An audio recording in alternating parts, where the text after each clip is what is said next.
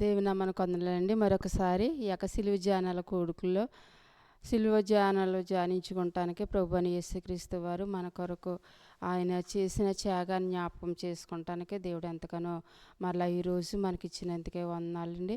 అలాగే మనం ధ్యానించుకుంటున్న మాటనే మనము చదువుకుందాం. మనం చూసినట్లయితే లోకాసు వార్త 23వ అధ్యాయం 27వ వచనం కానించి చదువుకుందామండి.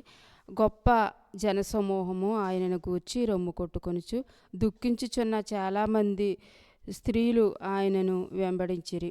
యేసు వారి వైపు తిరిగి, యెరూషలేము కుమార్తెలారా, నా నిమిత్తము ఏడవకుడి, మీ నిమిత్తమును మీ పిల్లల నిమిత్తమును ఏడువుడి అని చెప్పాను. ప్రభువైన యేసుక్రీస్తు వారిని సిలువ వేయటకని గొల్గొతా కొండకి ఆ సిలువ ఆయన మీద మోపి నడిపిస్తూ ఉన్నటప్పుడు చాలామంది స్త్రీలు, యెరూషలేములో ఉండేటువంటి చాలామంది స్త్రీలు ఆయన వెంబడిస్తూ రొమ్ము కొట్టుకుంటూ ఏడుస్తూ ఉన్నారంట.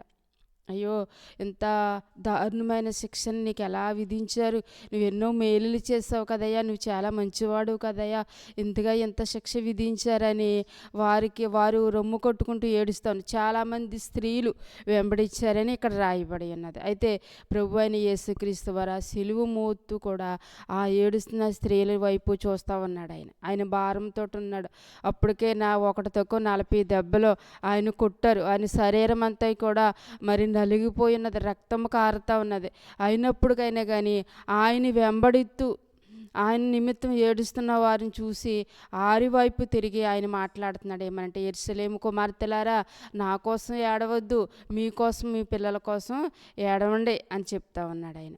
అంత గొప్ప వ్యక్తి అండి ఆయన ప్రేమ, ఆయనలో ఉండేటువంటి దయ మరి ఎవరిలో కూడా కనపడదు. ఎవరైనా కొడితే వాళ్ళ మీద తిరగబడేటువంటి మనుషులు మనం. అయితే ఆయన అటువంటి వాడు కాదు. మనుషులందరి కొరకు కూడా ప్రేమ చూపించేటువంటి దేవుడు ఆయన. అయితే ఆయన అన్నాడు, నా కోసం ఏడవద్దమ్మా, మీకోసం మీ పిల్లల కోసం ఏడవండి. ఎందుకనంటే కింద వచనంలో మనం చూసినట్టయితే 29వ వచనంలో చూసినట్టయితే ఏమని చెప్తా ఉన్నారంటే, మీ నిమిత్తం మీ పిల్లల నిమిత్తం ఏడువండి అని చెప్పిన, ఇదిగో గుడ్రాలును కనిని గర్భమును పాలియను స్తనములను ధన్యములై ఉన్నవని చెప్పు దినములు వచ్చుచున్నవి అని చెప్తున్నాడు. అంటే నా నిమిత్తం కాదు, రాబోయేటువంటి ఒక శ్రమ ఉన్నది, రాబోయే ఒక కష్టం ఉన్నది, దాని నిమిత్తం మీ పిల్లల కోసం మీరు ఏడవండి, నా కోసం మీరు ఏడవక్కర్లేదని చెప్తా ఉన్నాడు. దేవుడు ఎప్పుడు కూడా ఆయన కోసం ఏదో చేయాలి, ఆయన కోసం బాధపడాలి, ఆయన కోసం గొప్ప కార్యాలు చేయాలన్నదే దేవుడు ఎప్పుడు కోరుకోలేదు. ఒకవేళ ఎవరైనా దేవుని కొరకు నిలబడితే ఆయనే బలపరిచి ఆయనే నిలబెట్టుకునేవాడు, కానీ భారం మనుషుల మీద వేసేవాడైతే కాదు. అయితే దేవుడు చెప్పుచున్న మాట ఏంటంటే మనం తెలుసుకోవాలి. ఏంటంటే ఆయన మన క్షేమం కొరకు, మన బాగు కొరకు, మనం ఆపదలో ఉన్నప్పుడు, మన కష్టంలో ఉన్నటప్పుడు మనం ధైర్యంగా ఉండాలని, ఆపదను కనిపెట్టుకుని దేవుని బ్రతిమలాడుకోవాలని ఆయన మనతోటి మాట్లాడుతూ ఉన్నాడు. మనం ప్రార్థన చేసినా, మనం దేవునికి ఏం చేసినా ఆయన నూరంతలుగా ఆయన ఆశీర్వాదాలు ఇచ్చేవాడే, కానీ ఆయన నిమిత్తం ఏదైనా చేయండి అనేటువంటి దేవుడు ఎంత మాత్రం కూడా కాదు. అలనాడు యెరూషలేము కుమార్తెలతో చెప్పాడు ఆయన. సిలువ వేసిన తర్వాత 40 సంవత్సరాల తర్వాత ఆ యెరూషలేముకి ఏదైతే జరిగిందో మనము తర్వాత చూస్తాం. బైబిల్ గ్రంథంలో లేనప్పటికైనా కానీ తర్వాత చరిత్రలో ఉంటుంది. 40 సంవత్సరాలు దాటిన తర్వాత ఆ యెరూషలేముకి వచ్చిన భయంకరమైన శిక్ష ఏంటంటే, 4 రాజులు ఆ యెరూషలేమును ముట్టడి వేసి అందులో ఉండేటువంటి చిన్నల్ని పెద్దల్ని అందరినీ కూడా మరి ఊసకోత కోసి దేవుని మందిరం పడగొట్టి, అలా కట్టుకున్న కోటలన్నీ పడగొట్టి ఎంతో బేభత్సం చేసి యెరూషలేముని నాశనం చేశారు. అప్పుడు ప్రాణాలు చేత పట్టుకుని చెదిరిపోయిన వారు ఇంకనూ కూడా యెరూషలేము చేరుకోకుండానే ఉన్నారు. అటువంటి భయంకరమైన శిక్ష ఈ యొక్క యెరూషలేము మీదకి రాబోతా ఉన్నది. నా నిమిత్తం ఏడవద్దు అని చెప్తున్నాడు. అయితే ఈ కడవరి దినాల్లో మన కోసం ఏం చెప్తా ఉన్నాడు, ఆయన మాట్లాడుతూ ఉన్నాడు. అప్పుడే కాదు, ఇప్పుడు కూడా మాట్లాడుతూ ఉన్నాడు. హెబ్రీయులకు రాసిన పత్రిక 2వ అధ్యాయం 3వ వచనంలో చూసినట్లయితే ఆయన అంటాడు కదా, ఇంత గొప్ప రక్షణ మనం నిర్లక్ష్యం చేసిన ఎడల ఎలాగూ తప్పించుకుంటామంటే ప్రభు అపోస్తలుడైన పౌలు గారు చెప్తారు. ఇంత గొప్ప రక్షణ ఇవ్వటానికి ఆయన ఎంత శ్రమ పడ్డాడో, మనుషులకు రక్షణ ఇవ్వాలని, మనుషులు ఉండేటువంటి పాపంను తీసివేయాలని, మనుషులు నిత్యాగ్నిలో నిత్యము కూడా వారు అగ్ని ఆరదో పురుగు సావదనేటువంటి అగ్నిలో ఉండకూడదని భయంకరమైన శిక్ష ఆయన పొంది రక్షణ సిద్ధపరిచి మనకి దగ్గర పెడుతుంటే మనం ఆ రక్షణ చాలా నిర్లక్ష్యం చేస్తున్నామని అపొస్తలుడైన పౌలు గారు చెప్తా ఉన్నారు. ఈ కడవరి దినాల్లో మనం ఎలా ఉన్నామన్నది మనం తెలుసుకోవాలి. మనకు ఇచ్చిన రక్షణ మనము ఎలాగా కాపాడుకుంటున్నాం, రక్షణలో ఎలా నడుస్తున్నాం అన్నది మనం తెలుసుకోవాలి. నేను రక్షణ పొందాను, పర్వాలేదు, నేను బాగానే ఉన్నాను అనుకోవటం కాదు, ఆ రక్షణ తగినట్టుగా మనం జీవిస్తున్నామా లేదా అన్నది మనం తెలుసుకోవాలి. అంతేకాదు మీకోసం మీ పిల్లల కోసం ఏడవండి అన్నాడు ఆయన. ఈ కడవరి దినాల్లో మన కోసమే కాదు, మన కుటుంబాల కొరకు, మన పిల్లల కోసం ఏడవలసిన అవసరం ఎంతైనా ఉన్నది.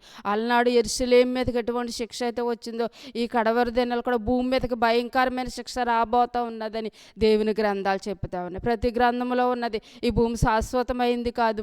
మనం కాకపోయినా మన పిల్లలైనా భయంకరమైన శిక్ష ఈ భూమి మీదకి రాబోతుంది చూస్తారేమో, వారు ఆ శిక్షలో పడి నశించిపోకూడదు అని దేవుడు చెప్తున్న మాట ఏంటంటే, మీరే కాదు మీ పిల్లలు కూడా రక్షించబడాలి. రక్షణ విలువ తెలియాలి మీ పిల్లలకు కూడా, మీ కుటుంబానికి తెలియాలి, మీ బంధుమిత్రులకు తెలియాలి, ఇంకా రక్షణ లేని వారికి రక్షణ విలువేంటో తెలియాలి. అందుకు నిమిత్తం మనము కూడా వారికి లాగా యెరూషలేము కుమార్తెలాగానే మనము కూడా ఏడవాలి. ఎలా ఏడవాలంటే మామూలుగా కాదు, దేవుని సన్నిధిలో నా బిడ్డలను రక్షించయ్యా అని అంగలార్చాలి. నా బిడ్డలను రక్షించయ్యా అని దేవుని బ్రతిమలాడుకోవాలి. మనము మన బిడ్డలకు అన్నీ ఇస్తాం. మన పిల్లలు అందరికంటే ఉన్నత స్థితిలో ఉండాలని, మంచి వస్త్రాలు వేసుకోవాలని, మంచిగా చదవాలని, మంచి జాబులో ఉండాలని, మనము ఏ స్థితిలో ఉన్నా కానీ మన పిల్లలు ఉన్నత స్థితిలో ఉండాలని ఎంతగానో ఆశపడుతూ ఉంటాం. కానీ రక్షణ ఉన్నదా లేదా అన్నది ఆలోచన అయితే చెయ్యం. ఈ లోక సంబంధమైన వీటి కొరకే ఉన్నత స్థితిలో ఉంచాలని అనుకున్న మనము మరణించిన తర్వాత, లేకపోతే ఒకవేళ ఏదైనా ఉగ్రత వచ్చి ఏదైనా దేవుని శిక్ష ఈ లోకం మీదకి వచ్చేటప్పుడు రక్షించే దేవుని ఆశ్రయించాలని మనం ఎందుకు చెప్పటం లేదు? మన పిల్లల కోసం ఎందుకు ప్రార్థన చేయట్లేదు? భారం ఎందుకు కలిగి ఉండలేదు? మనం ప్రార్థన చేసినప్పటికల్లా దేవా అది కావాలి, ఇది కావాలని మనం అడుగుతున్నాం. కానీ నా కుటుంబానికి రక్షణ కావాలయ్యా, రాబోయే ఉగ్రత నుంచి నా పిల్లలు రక్షించబడాలి, నా కుటుంబం రక్షించబడాలి, నా బంధుమిత్రులు, నా రక్త సంబంధులు రక్షించబడాలని ఎందుకు మనము ప్రార్థన చేయలేకపోతా ఉన్నటువంటి భారం ఎందుకు ఉండటం లేదు అంటే మనమే అర్థం చేసుకోవాలి. ఈ యొక్క సంబంధమైన దేవత దేవుని సన్నిధిలో దేవుని బిడ్డలకే ఆ మనోనేత్రాలు గుడ్డితనం కలగజేస్తూ ఉన్నది. రాబోయే దినాల కోసం ఆలోచించేటువంటి ఆలోచన లేకుండా చేస్తూ ఉన్నది. ఇప్పుడు బాగానే ఉన్నావు, పర్లేదు, ఇంక ఎప్పుడు అలాగే ఉంటావు, నువ్వు అలాగే ఉండు, నేను పడేసే వాళ్ళు ఎవరో లేరు, నీకు శిక్ష ఏమీ లేదు అన్నట్టుగాని మన మనసుల్ని ఆ సాతాను అలా భ్రమపరుస్తూ ఉన్నాం. భ్రమలో జీవిస్తూ ఉన్నాం. రాబోయే విషయాలు తెలియకుండా జీవిస్తూ ఉన్నాం. యేసుక్రీస్తు వారు మన కోసం ఎంతో శ్రమపడి ఉన్నారన్న విషయాన్ని కూడా మన మనసున పెట్టుకోకుండా ఆయన ఇచ్చిన రక్షణ నిర్లక్ష్యం చేస్తూ ఉన్నాం. మన రక్షణ నిర్లక్ష్యం చేస్తూ ఉన్నాం. మన పిల్లల కొరకు కూడా రక్షణ సిద్ధపరచడానికి ఏ విధమైన ప్రయాస పడకుండా ఉన్నాం. దేవుడు అంటాడు ఆయన వచ్చేటప్పుడు, అయ్యా నా పిల్లలయ్యా, అయ్యా నా కుటుంబం అయ్యా, నా భర్త అయ్యా, నా భార్య అయ్యా అన్నటప్పుడు ఆయన అంటాడో, నేను 2000 సంవత్సరాల క్రితమే నేను రక్షణ సిద్ధపరిచాను. ఇప్పుడు వరకు కూడా నీ పిల్లలకి, నీకు, నీ కుటుంబానికి రక్షణ నీవు కావాలని ఎందుకు అడగలేదు? నువ్వు ఎందుకు ప్రయాసపడలేదు? ఇది నీ మీద లేదనుకున్నావా? అది నీ తప్పు కానీ నా తప్పు కాదని దేవుడు మన మీదే పెడతాడు ఆ భారాన్ని. ఆ శిక్ష ఏదో మనకే వస్తుంది. మన పిల్లల కోసం మనం ప్రార్థన చేయకుండా ఎల్లప్పుడూ ఈ యొక్క లోకంలోనే మంచిగా ఉండాలి, ఈ లోకంలోనే మంచిగా ఉండాలి అనుకోవటం తప్పు కాదు. కానీ రక్షణ కూడా కావాలి కదా, దానికోసం కూడా మనము ఆలోచన చేయాలి. పిల్లలు తల్లిదండ్రులేమో మందిరంకి వెళ్తూ ఉంటారు, పిల్లలేమో గుళ్ళకి వెళ్తూ ఉంటారు. అంటే పిల్లల కోసం మనం ఏం చేస్తూ ఉన్నాం? మనకు తెలుసు భయంకరమైన శిక్ష ఉందని, నరకం ఉందని మనకు తెలుసు, మన పిల్లలకు తెలీదు. మనం చెప్పక్కర్లేదా? ఆ బాధ్యత మన మీద లేదా? దయచేసి అందరూ కూడా తెలుసుకోవాలి. అందరూ కూడా జ్ఞాపకం సమయం ఉండగానే ఇల్లు చక్కబెట్టుకోమన్నాడు. ఇప్పటికైనా మన పిల్లల కొరకు భారంగా ప్రార్థన చేసి రక్షణ ఆనందాన్ని మనకే కాదు మన పిల్లలకి, మన కుటుంబం అందరూ కూడా దేవుని సందులో రక్షణ పొందుకు రాబోయే ఉగ్రత నుంచి తప్పించుకుందాం.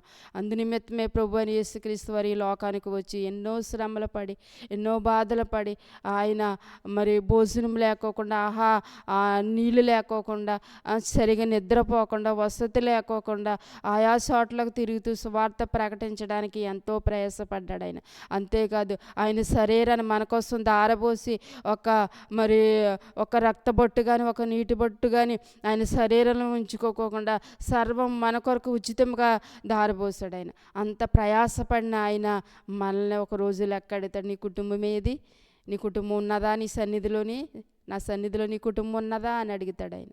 మనం జ్ఞాపకం చేసుకోవాలి. అయిపోయింది అనుకుంటున్నాం మనం. అవలేదండి, ఇంకా చాలా ఎదురున్నది, చాలా ఎదురున్నది.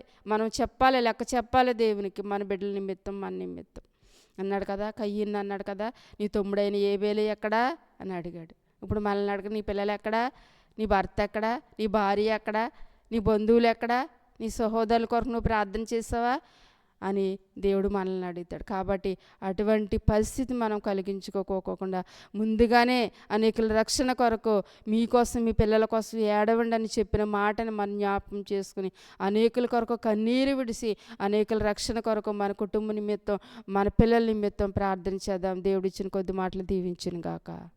ఆమేన్.